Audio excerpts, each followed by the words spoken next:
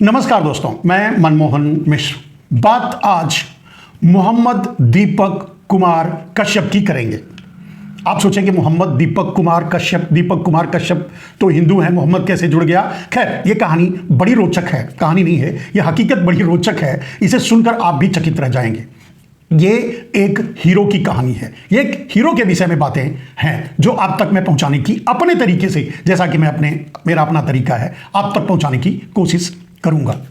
Epstein file से गुजरते हुए बजट संसद में कल के बजट पेश हुए से देश को क्या मिला को छूते हुए, इजराइल की धोखाधड़ी या पूरे देश के लिए खतरा बने इजराइल पर हाथ डालते हुए, कुछ कहते हुए आपको संसद ले चलेंगे, जहां आज पूरी संसद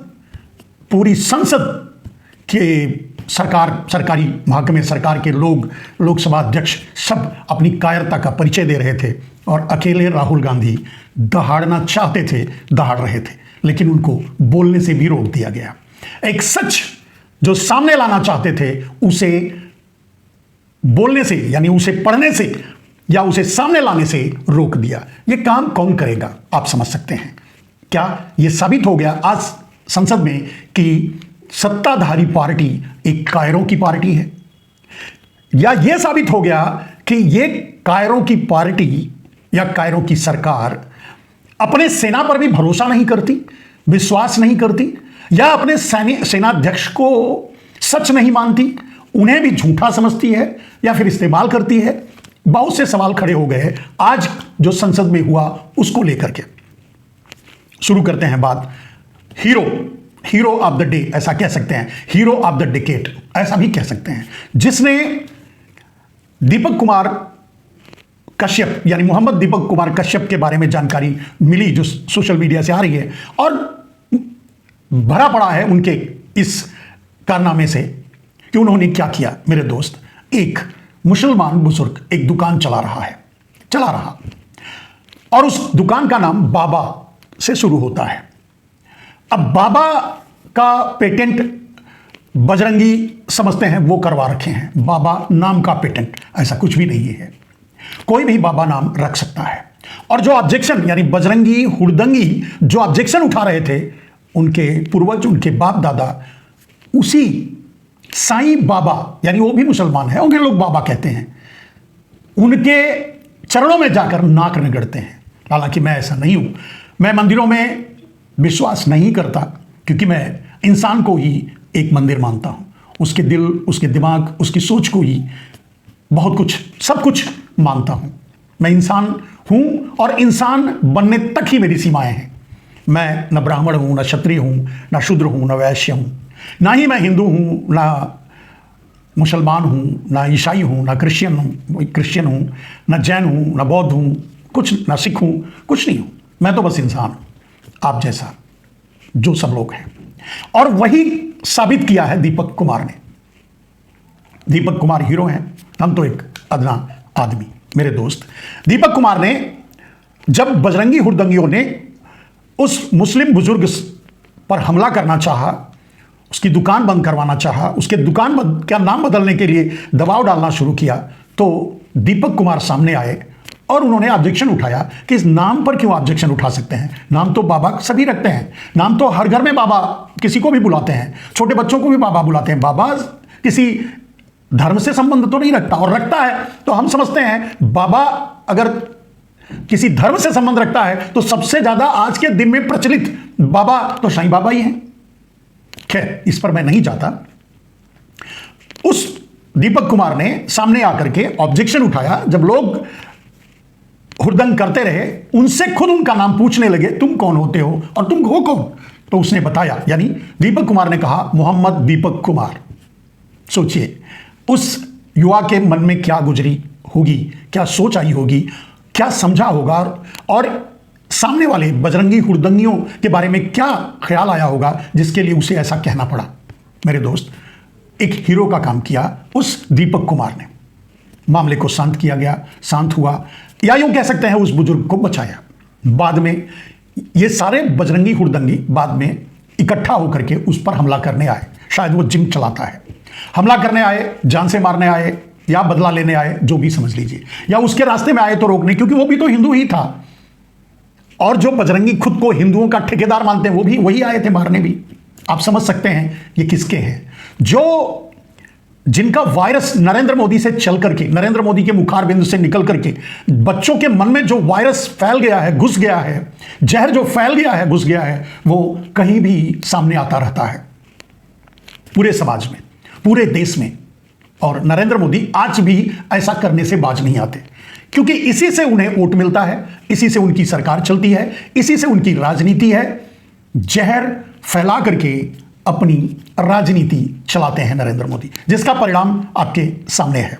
फिलहाल उसके बाद जो घटनाएं घटी, पुलिस भी रही, उसको बचाया दीपक कुमार को, और दीपक कुमार ने कहा कि हम डरने वाले नहीं हैं, ये भी सही है। उसने भी, दीपक कुमार ने भी एफआईआर करवाई, बजरंगियों की तरफ से झूठी मूठी एफआईआर की गई। पुलिस क्या काम करेगी, कानून का क्या रोल रहेगा, ये अलग बात है। लेकिन अगर यहां कोई चर्चा का विषय है या इस बात को आपके सामने लाने का मेरे मन में ख्याल आया, तो बस इस बात से कि दीपक कुमार जैसे लोगों को नमन करना चाहिए, प्रणाम करना चाहिए।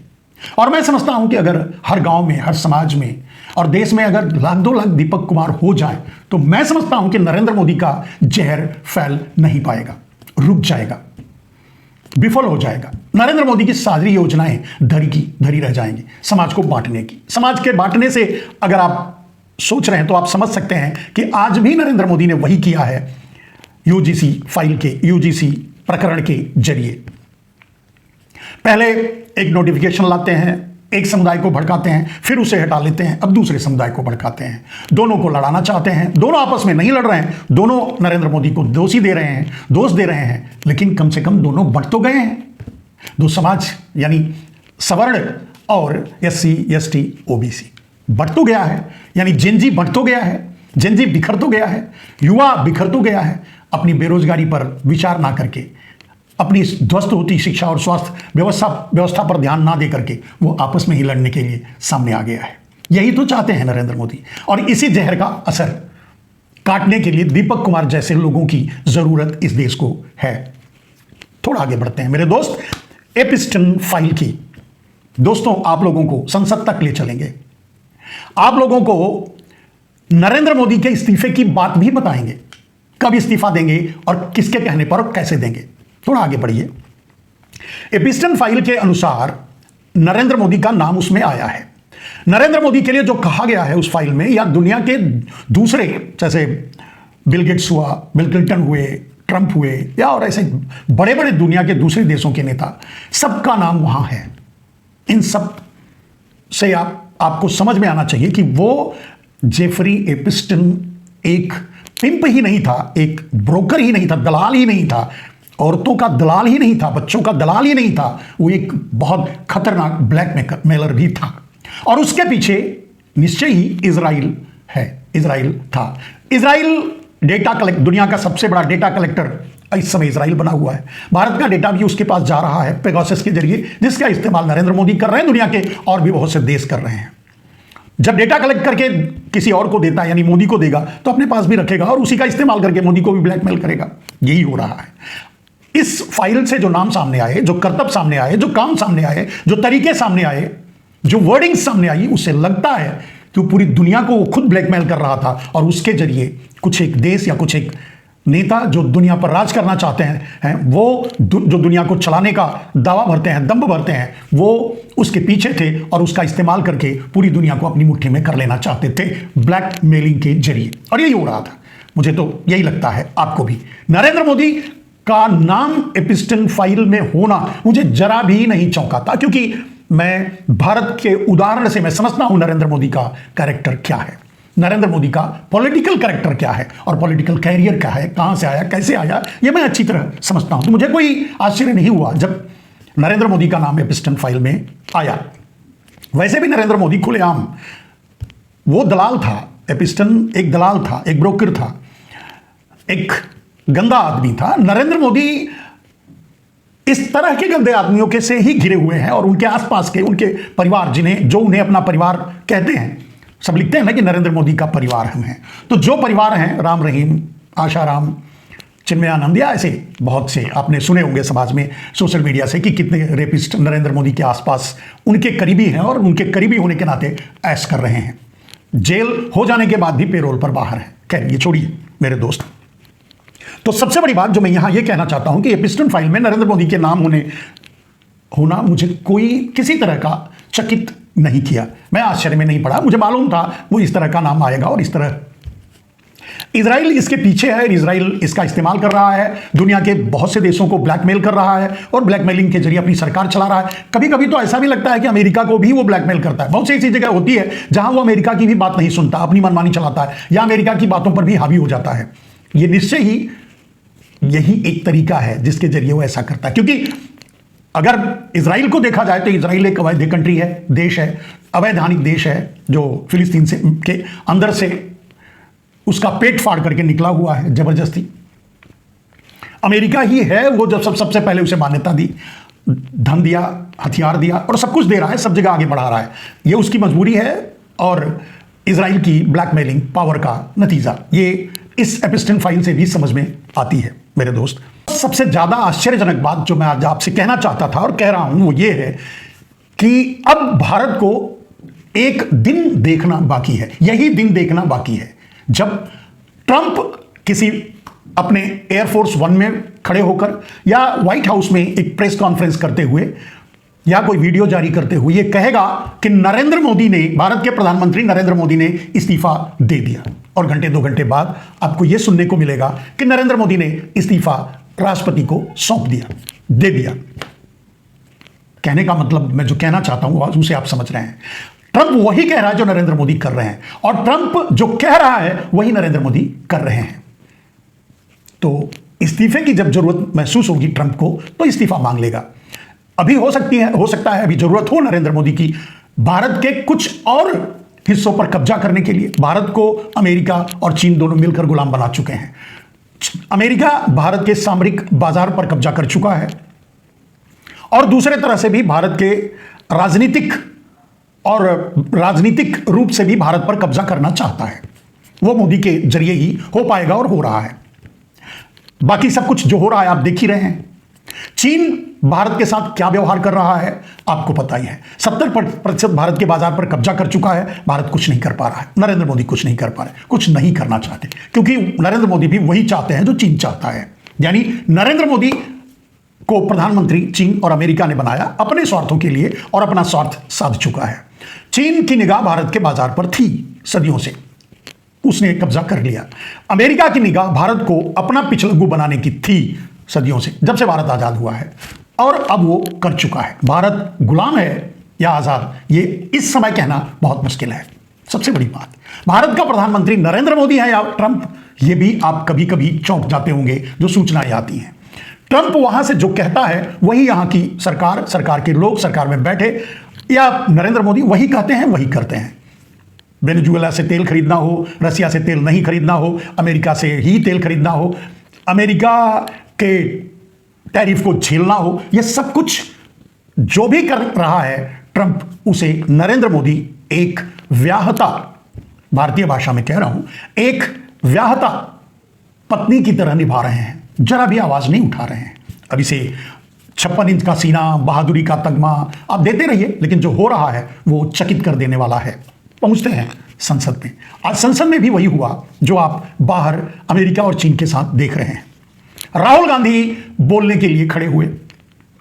राहुल गांधी एमएम नरवणे की एक किताब का उद्धरण कर देना चाहते थे। किताब का कुछ अंश एक दो लाइन, 4 लाइन, 5 लाइन पढ़ना चाहते थे, या ये बताना चाहते थे देश को, क्योंकि उन्होंने सीधा ये बात कही कि ये सरकार हमारी पार्टी पर आरोप लगाती है, कितनी बड़ी राष्ट्रवादी पार्टी है ये।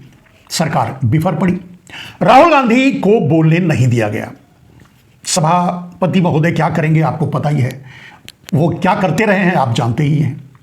राहुल गांधी बार बार अनेकों प्रकार से, अनेकों तरह से बोलने की कोशिश की, बताने की कोशिश की कि गलवान घाटी में क्या हुआ, एमएम नरवणे ने अपनी किताब में क्या लिखा, और एमएम नरवणे की किताब के अनुसार जो कि कारवान में भी छपा हुआ है, या उसका भी अंश लेकर के राहुल गांधी संसद में रखना चाहते थे, या पूरे देश के सामने यह बताना चाहते थे कि कितनी कायर पार्टी है ये भारतीय जनता पार्टी, नरेंद्र मोदी, राजनाथ सिंह या पूरा रक्षा मंत्रालय, ऐसा कह सकते हैं।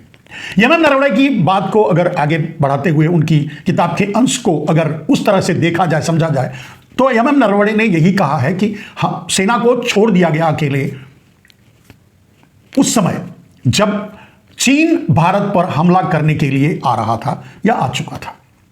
उसके टैंक आगे बढ़ रहे थे।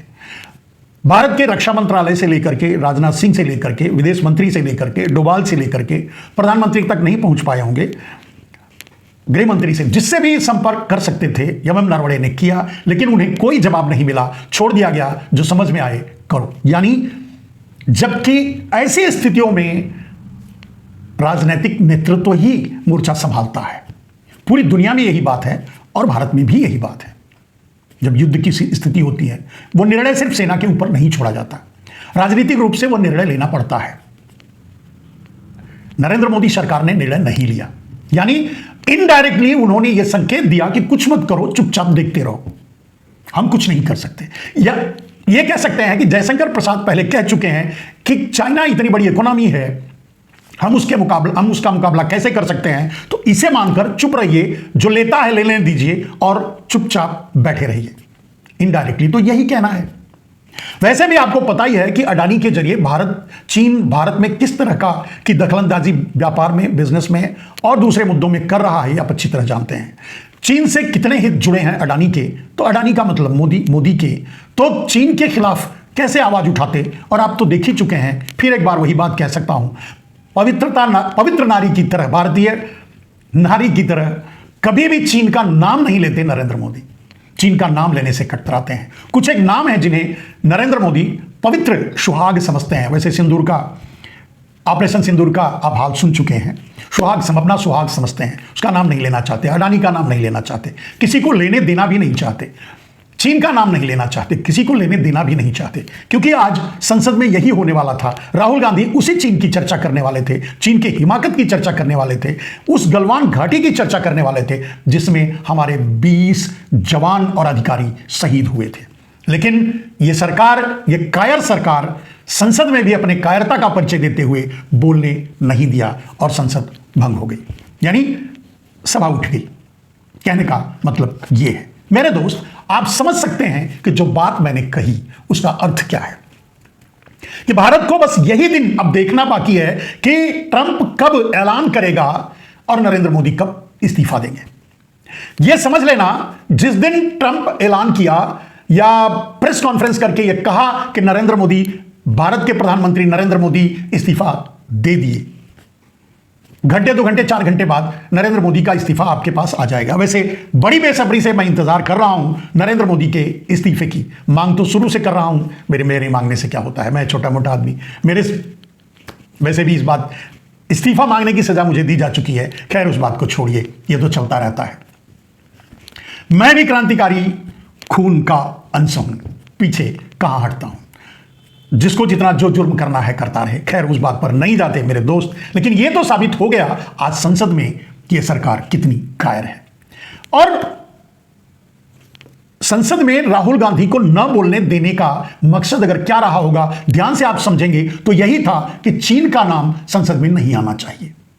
चीन का नाम आएगा तो मोदी का नाम आएगा, मोदी के कायरता का नाम आएगा, अडानी का नाम आएगा, उनके माफियाओं का नाम आएगा, या जो डील चीन से नरेंद्र मोदी ने की है। आप देख चुके हैं, लद्दाख से एक कर्तव्यपरायण, कर्तव्यनिष्ठ, जिसे न जाने कितने अवार्डों से नवाजा गया है, जिस पर फिल्म बन चुकी है, जो हीरो ऑफ द इंडिया है, जो रियल में भारत रत्न है, उस आदमी को नरेंद्र मोदी अभी जेल में रखे हैं, सिर्फ इसलिए कि वो लद्दाख की कहानी कहना चाहता था, लद्दाख के लिए कुछ मांगना चाहता था, या पूरे देश को यह बताना चाहता था कि सीमा पर नरेंद्र मोदी की सरकार ने सीमा पर चीन से कौन सा सौदा किया और कितना हिस्सा चीन को दे दिया है, बाकी बचा हिस्सा अडानी को सौंप दिया है। यही बात, और इसी बात के लिए उसे जेल में रखा गया है। खैर, बोलने वाले को जेल ही मिलेगी।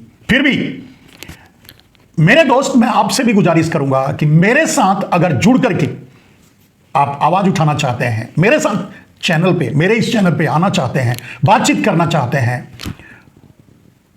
पॉडकास्ट करना चाहते हैं, साथ मिलकर अपनी बात रखना चाहते हैं, तो आपका स्वागत है।